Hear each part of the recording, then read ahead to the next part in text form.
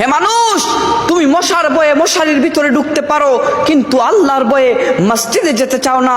হায় আফসোস, আজ থেকে প্রায় 1500 বছর আগে আল্লাহর রাসূল বলে গিয়েছিলেন, কিয়ামতের একটি আলামত হবে, আমার শেষ জামানার উম্মতগুলার মসজিদগুলো হবে সুন্দর সুন্দর, কিন্তু সেই মসজিদগুলোতে নামাজের জন্য মুসল্লি থাকবে না।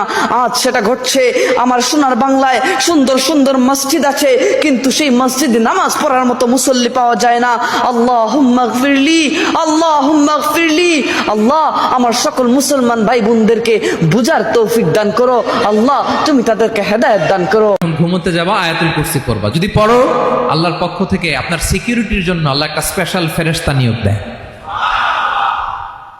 সকাল পর্যন্ত আপনার সিকিউরিটি দেয়, শয়তান আপনার কাছে আসতে পারে না। ফজরের পরে পড়লে মাগরিব পর্যন্ত সিকিউরিটি, প্রোটেকশন ফ্রম আল্লাহ। মাগরিবের পরে পড়লে ফজর পর্যন্ত প্রোটেকশন ফ্রম আল্লাহ।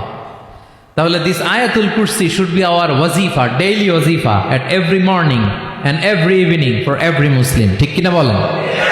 প্রত্যেক মুসলিমের স্পেশাল ওয়াজিফা হবে আয়াতুল কুরসি। ফরজ নামাজের সালাম ফিরানোর পরে আস্তাগফিরুল্লাহ আস্তাগফিরুল্লাহ আস্তাগফিরুল্লাহ 3 বার। জুমার দিন যারা মারা যায় তাদের কবরের হিসাব হয় না। রমজানে মারা গেলেও কবরের হিসাব মাফ নাই, কিন্তু জুমার দিন যারা মারা যায় তাদের কবরের হিসাব মাফ। আর আজকে জুমার দিন আমারে 2 রাকাত জুমার নামাজ পড়ার সুযোগ দে। ও নবীর উম্মতেরা, নবীর আশিকেরা, হুসাইনের আশিকেরা গো, এই 2 রাকাত নামাজ জুমার নামাজ ছাইরো না, আমার নবীর শাফায়াত নসিব হবে না। রক্তে লাল হইয়া যদি হুসাইন 2 রাকাত জুমার নামাজ পড়তে পারে গো, আজকাল থেকে কথা দিতে হবে জীবনে কোনোদিন জুমার নামাজ ছাড়তে পারবা না। জুমার নামাজ আদায় করতে সময়টুকুন দিলে নামাজ শুরু করে দিলেন, রুকু সিজদার কাজ শেষ করে তাশাহুদে বসে সালাম ফিরানোর আগ পর্যন্ত কাছাকাছি বসে বসে প্রতি শুক্রবার বিশ্বনবীর উপরে বেশি বেশি যেন আমরা দুরূদ পড়ি। আমরা যখন বিশ্বনবীর সালাম দেই, দুরূদ পড়ি,